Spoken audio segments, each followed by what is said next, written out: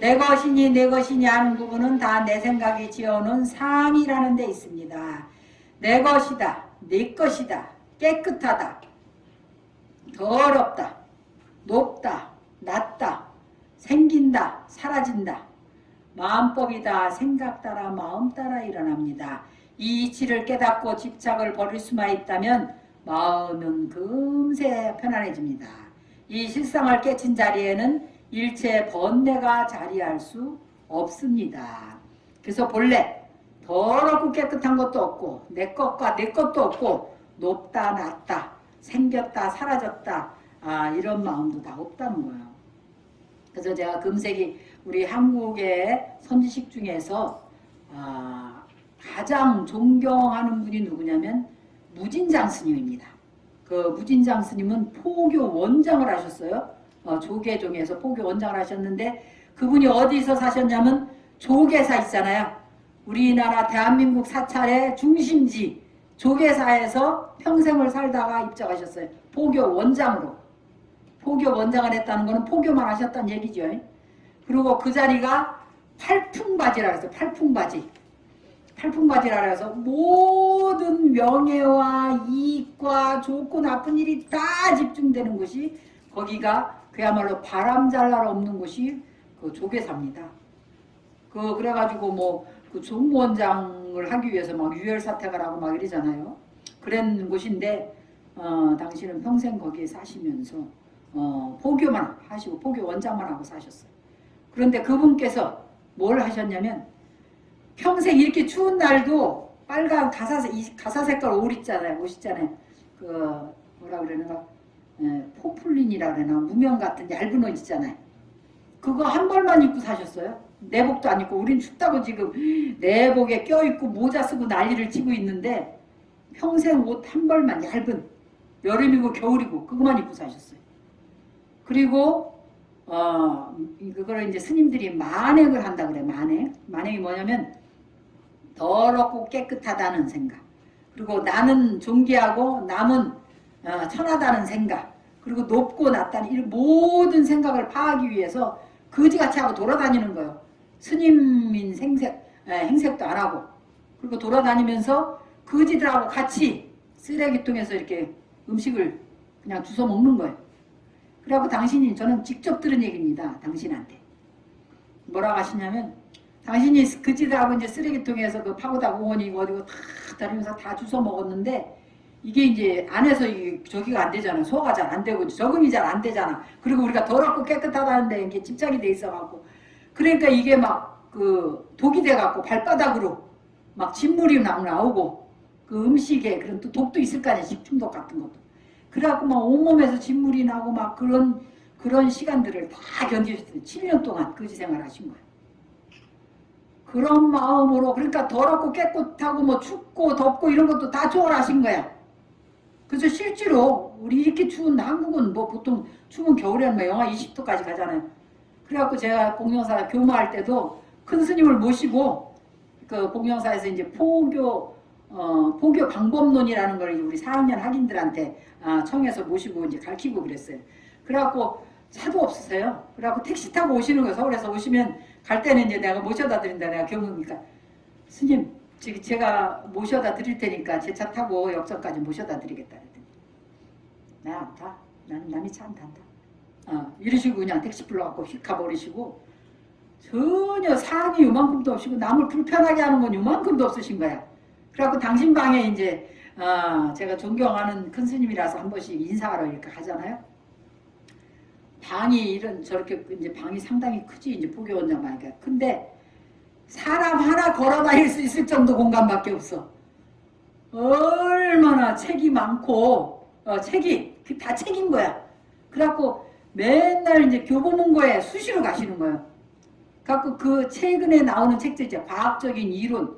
그래갖고 그분 당신 법문이 무진장이에요. 무진장한 지식을 가지고 무진장하게 법문이 나오는 거야. 한도 끝도 없이 나온다 이 말이야. 무진장이라는 게. 그래갖고 책을 그렇게 많이 보시는 거예요. 그 새로 나온 책을 다 보시는 거예요. 그래갖고 책을 얼마나 간신히 사람만 지나다닐 수 있는 그거밖에 안 되더라고. 그러니까 입적하신 지 얼마 안 됐습니다.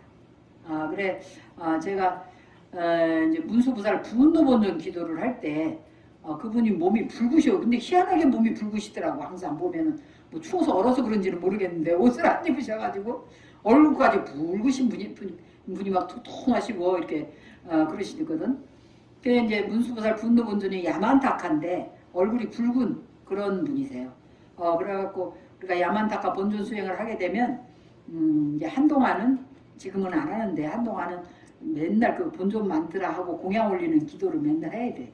그래갖고 내가 경험하기로는 이제 델리에 우리 신도집이 게스트하우스 하는 집이 있어. 거기 와가지고 있는데 그날은 이제 하루 종일 밖에서 이제 인도 그 델리 엄청 지저분하고 공기가 안 좋고 그런데 거기 하루 종일 뭐 이제 한국 올라니까 선물 사고 뭐 한다고 돌아다니고 나니까 저녁 때니까 너무 피곤한 거야. 그래갖고 누워서 잠이 들었는데 기도를 안 하고 잠이 들은 거야.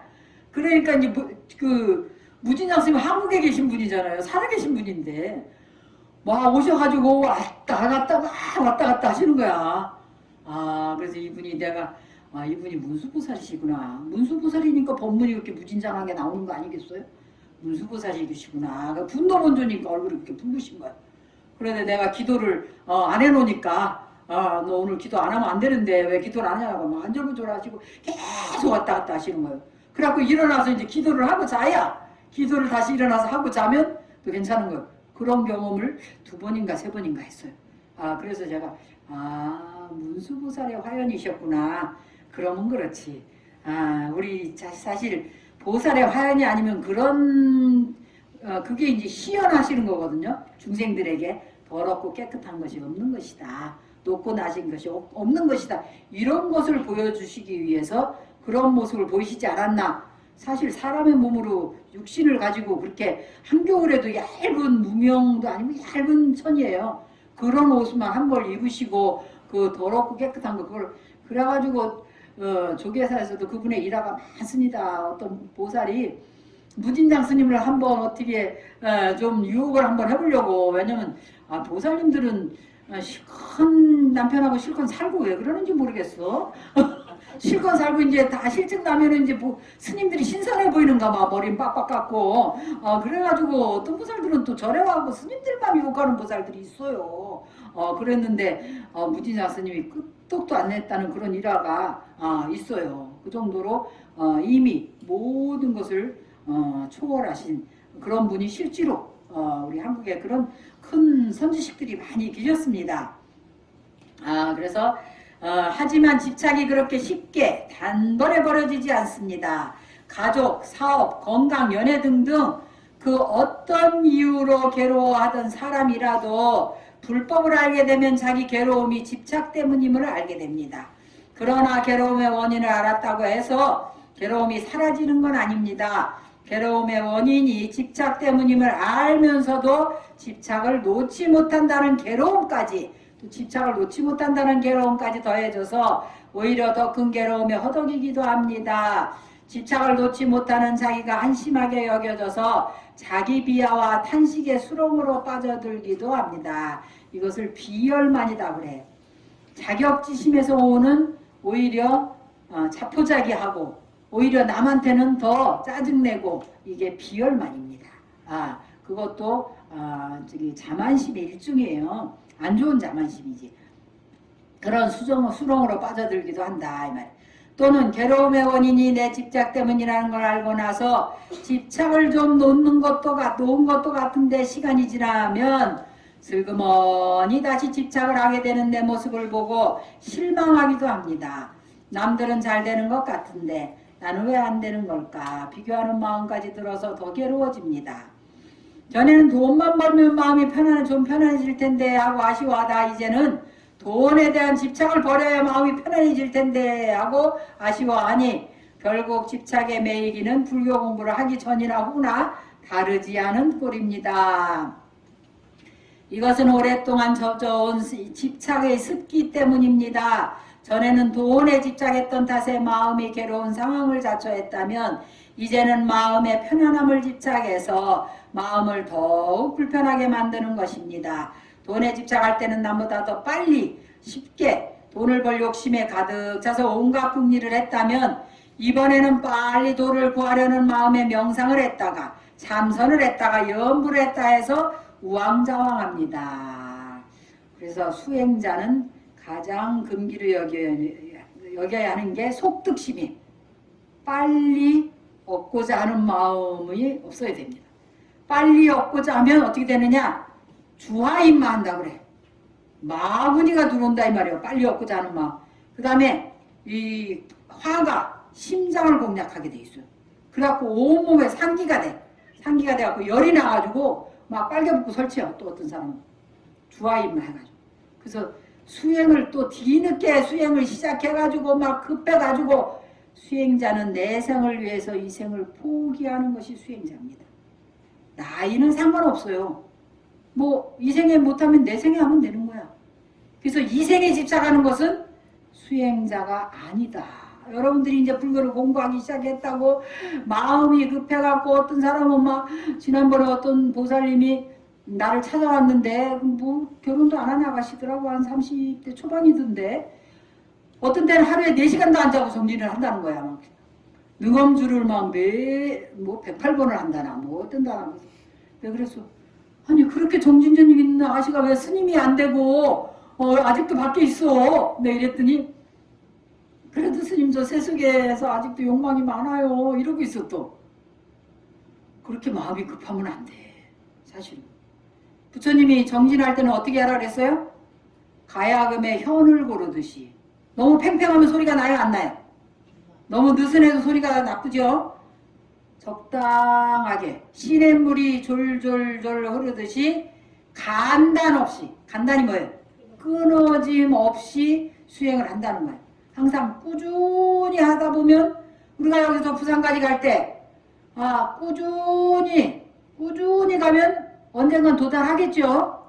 뭐 성불을 며칠 날까지 하면 안 된다는 그거 뭐 있습니까? 부처님 어느 경전에 있어요? 몇 살까지 성불 안 하면 안 된다고 어디 나와 있어요? 몇 살까지 깨달으면 안 된다 이렇게 나와 있어요? 그런 거 없어요. 시간이라는 건 우리가 정한 거야. 천상계 하루는 인간계 몇 년이라 그랬어요? 몇백 년인 거예요. 심지어는 몇천 년까지도 가는 거예요. 우리가 마음이 기쁘면 7년도 일주일 같아요. 내가 항상 하는 얘기가, 따시종에서 인도에서 공부할 때 7년을 7일같이 일주일 살다 온 것 같아서, 너무 선지식들 모시고 공부하는 게, 선지식들은 친견만 해도 너무 행복해요. 번뇌할 일이 없어. 여러분들이 나만 봐도 별로 번뇌할 일이 없지. 예. 행복 좀 하죠? 예. 그런데 하물며 깨달으신 선지식을 만나는데, 총무스님 뭐 불편한가 보네? 나만 보면 불편해요? 그건 나 때문 아닙니다. 그죠?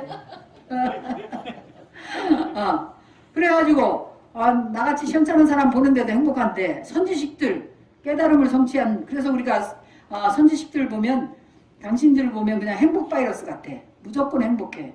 왜 선지식을 보면 행복할까?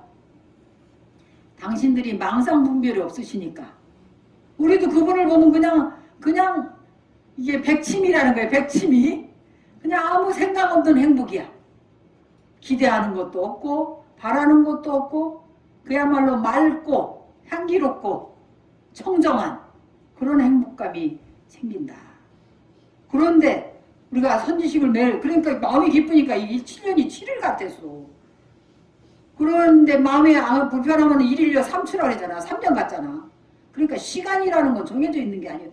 내가 마음을, 시간을 정해줬고 나는 몇 살까지 성취를 해야 돼 이러면은 마음이 맨날 불편하고 맨날 헐떡여요. 능엄경에 뭐라고 그러냐면, 헐떡이는 마음을 쉬면 헐즉 보리라 그랬어요. 헐떡이는 마음을 쉬면 바로 깨달음이라 그랬어요. 그 마음을 쉬어야 되겠어 안 되겠어? 동인아. 네. 쉬어야 되겠어 말아야 되겠어? 쉬어야 되겠지? 네. 응, 쉬어야 돼. 우리 동인행자가 은퇴 출가라고 공무원 하다가 지금 50이 넘어서 출가했잖아요. 그냥 항상 우리 동인행자님 보면 걱정이 돼. 자가 늦게 와갖고 이게 막 급한 마음이 있으면 어떡하나. 급한 마음이 있으면 안 돼. 절대로 안 돼. 어떻게 되냐면 급한 마음, 장애가 생기게 돼 있어. 그래서 한문에 보면 욕속자 부달이다 그래. 급하게 도달하고자 하는 사람은 급하게 성취하고자 하는 사람은 도달하지 못한다. 마음이 급하면 장애가 생깁니다. 그렇기 때문에 수행자는 급한 마음 버려야 되고 또 뭐 어떤 마음 버려야 된다? 자만심을 버려야 돼. 내가 출가했기 때문에 출가 안 한 사람보다 나는 수승한 사람이다라는 생각. 그거 자만심입니다. 거기다가 이제 또 이제 뒤늦게 출가한 사람은 또 그런 아까 말한 그 비열만 같은 거 있잖아. 왜? 나는 왜 일찍 출가하지 못했을까? 나는 이제 다른 사람들보다 못나지 않았나? 해가지고 자포자기 해가지고 또 뻗대는 거 있어. 또 뻗대요 거기다가 그래갖고 자기도 불편하고 은사도 불편하고 다 불편하게 만들어. 그러면은 저 아저씨 왜 왔는가 나가 봐요. 화장실 가시나. 그러면은 그게 다 장애가 되는 거예요. 그렇기 때문에 마음을 어떻게 된다? 항상 비우고 편안하게 끊임없이 그러면 그리고 이 생은 포기한다 생각하고 굉장히 중요한 관건입니다. 이 생에 집착하는 것은 수행자가 아니다 그랬어요. 이 생을 포기하고 내 생을 위해서 성근을 쌓고 업장을 소멸하고 공덕을 짓고 그래 꾸준히 하다 보면 사실 걱정할 건 없어요. 요새 100세 시대잖아요. 시간은 얼마든지 있습니다. 100세 시대입니다. 그죠? 그러니까 여러분들 참 다행이지. 그래서 티베트 사람들은 항상 사람들 보면 감사합니다 하는 말을 꾸체링 그럽니다. 꾸체링. 무슨 말이냐면 건강 장수하십시오. 왜? 이제 우리가 불법이 뭔인 줄 알고 그야말로 아상을 버리고 끊임없이 편안한 마음으로 정진해서 구경의 깨달음을 성취해서 성불을 해서 중생을 교화하고자 하는데 갑자기 장애가 나왔고 그걸 횡사라고 그래. 갑자기 이제 때까닥 죽는다. 갑자기 횡액이나 횡사를 당하는 경우도 우리가 부처님을 믿고 항상 기도하고 마음을 비우고 있으면 절대로 횡사를 당하지 않습니다. 횡액을 만나지 않아요. 근데 괜히 바쁘게 쏘다니고 급하게 빨리 뭐 돈을 벌려고 한다든지 빨리 뭐를 하려고 막 여기 다니고 저기 다니고 막 쏘다니다가 그런 일이 생기는 거예요. 그렇기 때문에 그래서 인지의 불법을 만나서 수행을 잘 하려고 하는데 중간에 갑자기 끊어지면 안 되잖아. 어느 정도는 수행을 해서 내 생에 다시는 떨어지지 않도록 타락하지 않을 때까지 우리가 살아있어야 된다. 그래서 꾸체링 장수하십시오라고 감사한 말을 꾸체링 그럽니다. 꾸체가 이제 몸이란 뜻이고 링이 이제 건강하라. 꾸체는 이제 몸을 공경해서 부르는 말이에요. 그렇기 때문에 우리도 여러분들이 다행인 게 지금 좀 뭐 늦은 감이 있다고 생각할 수도 있지만 인생 100세 시대고 부처님께 항상 기도하고 또 나무아미타불 하면 나무아미타불이 무량수 무량광이라는 뜻이에요. 그러다 보니까 무량한 수명과 무량한 광명이 있게 마련이라. 그러면 지혜는 절로 열리고 수명이 저절로 길어진다. 그러니까 노는 입에 연불 좀 하셔야 되겠죠. 그렇기 때문에 마음이 급할 필요가 전혀 없다. 그래서 편안한 마음으로 꾸준히 급하게 하지 말고 그렇게 해야 된다. 이것은 오랫동안 젖어온 집착에 습기 때문입니다. 몸에 밴 집착하는 버릇을 뿌리 뽑지 못한 사람은 설령 재물에 대한 욕망을 놓더라도 또 다른 무언가를 찾아내서 새로운 집착의 대상으로 삼습니다. 그래서 공부는 공부대로 진전이 없고 마음만 불안하고 초조해집니다. 우리가 집착 때문에 마음만 불안하고 초조하다. 그래서 아까 제가 누차 얘기하죠. 편안한 마음으로 급한 마음 없이 편안한 마음으로 꾸준히 끊임없이 정진을 하면 언젠가는 반드시 깨달음에 도달한다 이 말이에요. 분명히 알아야 할 것은 공부의 핵심은 뭐야? 공부의 핵심 뭐라 그랬어요? 집착을 놓는 것에 있다는 것입니다. 곧 무아의 이치를 터득하는 데에 있습니다. 자, 빙긋이 웃지 못하는 이유. 부처님이 걸식 중에 한 바라문의 집에 들렸는데 그 바라문이 부처님을 향해서 큰 소리로 욕을 퍼붓었어요. 우리 부처님도 엄청 천대 받았을 거예요. 인도같이. 인도가 무슨 사회입니까? 계급사회예요. 계급사회인데 머리를 빡빡 깎고 인도 사람들 머리 빡빡 깎는 거 제일 싫어해요. 왜 싫어하는 줄 알아요? 그 사람들은 초상을 그 부모님 상당했을 때 머리를 깎더만. 그래갖고 우리가 스님들이 버스를 옛날에는 버스를 이렇게 타면은 어린애들이 우리를 보고 어떤 애들은 막 울어요. 그리고 옆에도 뭐 안 올라 그래. 굉장히 싫어하더라 머리 깎는 거. 근데 우리 부처님은 부처님 뭐였어요? 태자야 태자. 왕족이잖아요. 왕위를 물러받은 태자이셨는데 길거리로 나오셔가지고 길거리에서 옷은 분소이라 그래가지고 분소이가 무슨 옷인 줄 알아요? 시체를 쌓은 천이에요. 그걸 태워버릴 옷이다 이 말이야. 그 시체를 쌓던 천으로 옷을 해입고 그리고 가사를 해갖고 몸을 둘둘 감고 맨발 벗고 머리는 빡빡 깎고 인도 사람들이 제일 싫어하고 천대하는 그런 모습입니다. 인도는 계급사회이기 때문에 사람들이 우리는 친절하게 막 이러면 대뜸 아주 기분 나쁘게 얘기하고 말을 탁탁 놓고 그래요. 그러니까 그 사람들한테는 너무 친절하면 안 돼. 말을 좀 강하게 하고 이래야 저분이 나보다 계급이 위시구나 이래가지고 막 존중을 하는 거예요. 지금도 계급사회잖아요. 그런데 부처님이 얼마나 천대를 받으셨겠어요. 그런 모습으로 태자이신 분이. 그런 생각을 하면 부처님 여러분들 공경 안 하고 되겠어요? 여러분들이 태자인데 그렇게 할 수 있겠어요? 재벌 이생한데도 그렇게 안 될 텐데. 그 무진장 스님 그렇게 거지들하고 그렇게 훌륭하신 큰 스님이 그렇게 다니고 거지하고 같이 밥 먹고 같이 천대받고 그렇게 될 수 있겠어요? 그러니까 그러신 분이 다니면서 얼마나 천대를 받으셨는지 막 욕을 퍼붓댔대잖아. 인도 사람 욕을 퍼부으면 사람들 이러고도 남아요. 자기보다 계급이 낮다 싶으면 얼마나 막대하는지 몰라요. 부처님은 그런 바람을 쳐다보며 빙긋이 웃을 뿐이었습니다. 그저 빙긋이 웃으셨다니 어떤 마음으로 그럴 수 있을까요? 남이 내게 욕을 해도 빙긋이 웃을 수 있는 무슨 비법 같은 게 있는 걸까요? 사람은 누구나 자기 생각에 빠져서 매사를 판단합니다.